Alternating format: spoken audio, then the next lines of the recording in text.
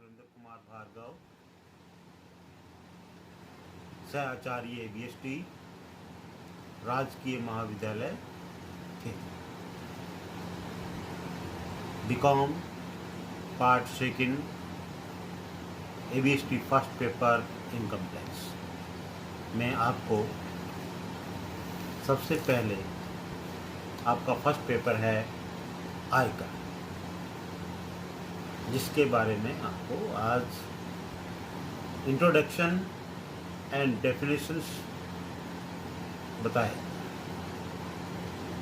आयकर, देखो आयकर का हम संधि विच्छेद करें तो आय प्लस कर, आय प्लस कर, आय का मतलब जो आय पे कर लगता है उसको कहते हैं आयकर। ये तो साधारण शब्दों में बोलचाल की भाषा में हुआ, जिससे कि आपको समझ में आ जाए कि आयकर किसको कहते हैं। और बच्चों, आप सबको ये मालूम होगा कि आयकर का नाम आपने खूब सुना होगा, क्योंकि फरवरी माह में गवर्नमेंट, केंद्र सरकार का वित्त मंत्री ये बजट में भी उसका उल्लेख करता है।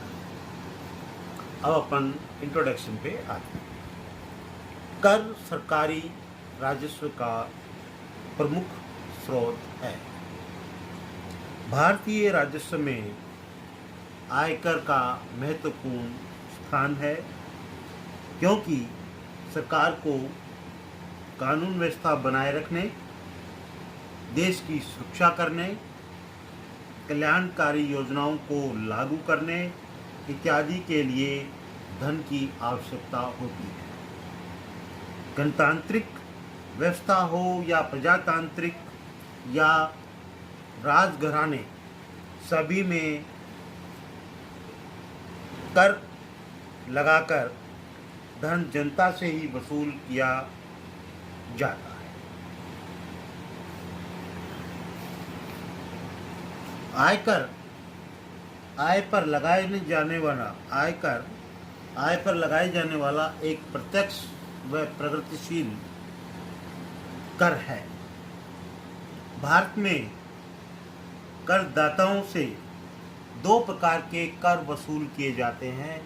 एक तो कहते हैं प्रत्यक्ष कर, डायरेक्ट टैक्स, नंबर 2 अप्रत्यक्ष कर, इनडायरेक्ट टैक्स। प्रत्यक्ष कर पहले अपन समझते हैं, प्रत्यक्ष कर क्या है। प्रत्यक्ष कर का मतलब यह है जिसमें कर का भार उसी व्यक्ति से वसूल किया जाता है जिसको कर चुकाना होता है। वह अपने दायित्व को दूसरे व्यक्ति को स्थानांतरित नहीं कर सकता। इसमें कराघात एवं करापात दोनों ही एक ही व्यक्ति को वहन करना पड़ता है। जैसे आयकर, इसको अपन डायरेक्ट टैक्स भी कहते हैं। दूसरा है अप्रत्यक्ष कर, और अप्रत्यक्ष कर का मतलब यह है इसके अंतर्गत कर चुकाने वाला व्यक्ति इसका भार ग्राहक पर डाल देता है, या कहने का प्राय यह है कि वो दूसरे व्यक्ति को भी स्थानांतरित कर सकता है। इसमें आता है मनोरंजन कर, बिक्री कर, उत्पाद शुल्क, सेवा शुल्क इत्यादि। अब आते हैं अपन अपने को इसमें चलते हैं। आयकर में थोड़ा संक्षिप्त समझें।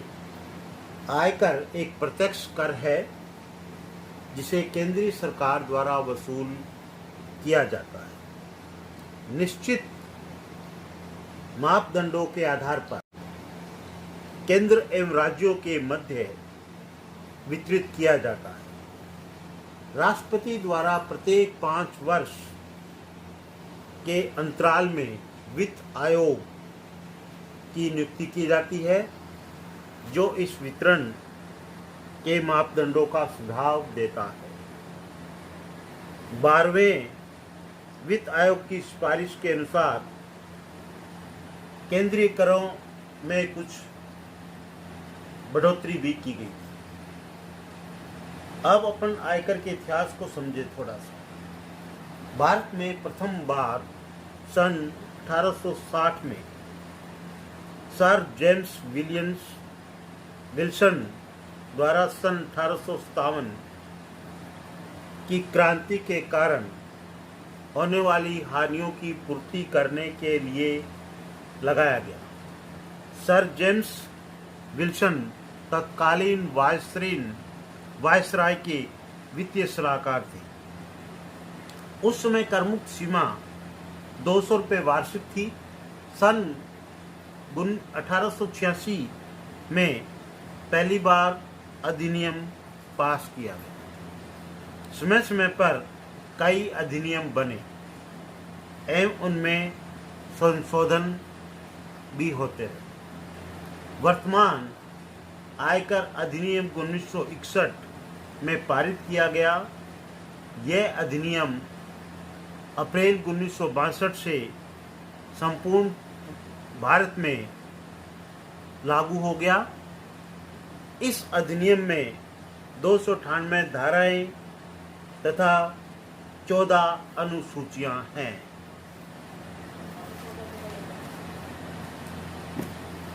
आयकर संबंधी समस्त व्यवस्थाओं को भली प्रकार समझने के लिए निम्नलिखित अधिनियमों एवं नियमों का अध्ययन आवश्यक है। नंबर 1, आयकर अधिनियम 1961, आयकर नियम 1962, वित्त अधिनियम वार्षिक, क्योंकि यह केंद्र सरकार द्वारा प्रतिवर्ष वित्त अधिनियम में दरों की घोषणा करती है जिनके आधार पर ही कर चुकाना पड़ता है और साधारणतः वित्त मंत्री फरवरी माह के अंतिम दिन संसद में वित्त विधेयक पास करता है। यदि किसी वर्ष वित्त अधिनियम निर्धारित समय पर पारित नहीं हो पाए तो पिछले वर्ष की दरें अथवा वित्त बिल की प्रस्तावित दरें जो करदाता के पक्ष में हो कर निर्धारण वर्ष के लिए लागू की जाती। नंबर 4, प्रत्यक्ष करों के केंद्रीय बोर्ड द्वारा जारी किए गए परिपत्र। 5वां, सरकारी अधिसूचनाएं जो समय समय पर जारी की जाती हैं, जिसके अंतर्गत संस्थाओं के अनुमोदन, कर्मचारियों के अवकाश ग्रहण करने पर नियोक्ता से मिलने वाली ग्रेच्युटी, क्षतिपूर्ति पेंशन, अवकाश का नकदीकरण आदि की कर मुक्ति, प्रतिभूतियों के ब्याज की कर मुक्ति, पूंजी लाभों की गणना आदि के लिए लागत वर्दी सूचकांकों की घोषणा के लिए जारी किए जाते हैं। समय समय पर न्यायालय द्वारा दिए गए निर्णय।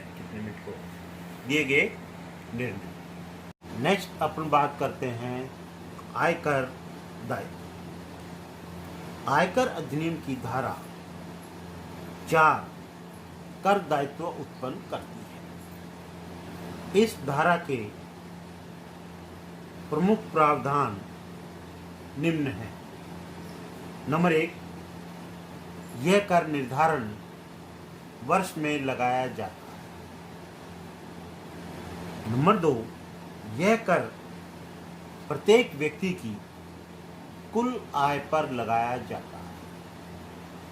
नंबर 3, कुल आय की गणना अधिनियम के प्रावधानों के अनुसार की जाती है।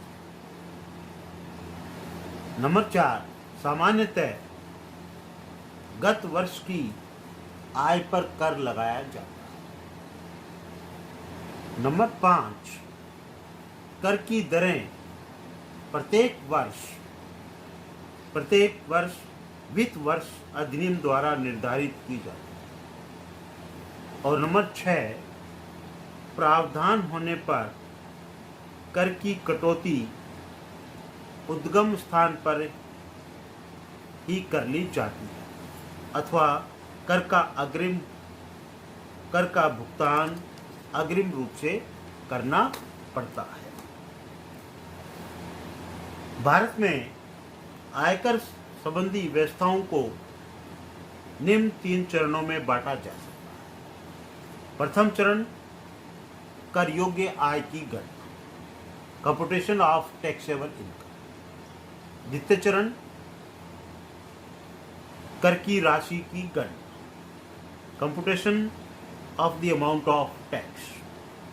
नंबर 3 तृतीय चरण कर की राशि की गणना, कंप्यूटेशन ऑफ दी कर की राशि गणना सेकंड था। तृतीय चरण कर की वसूली एवं प्रशासन, टैक्स रिकवरी एंड एडमिनिस्ट्रेशन। ठीक है, आइए।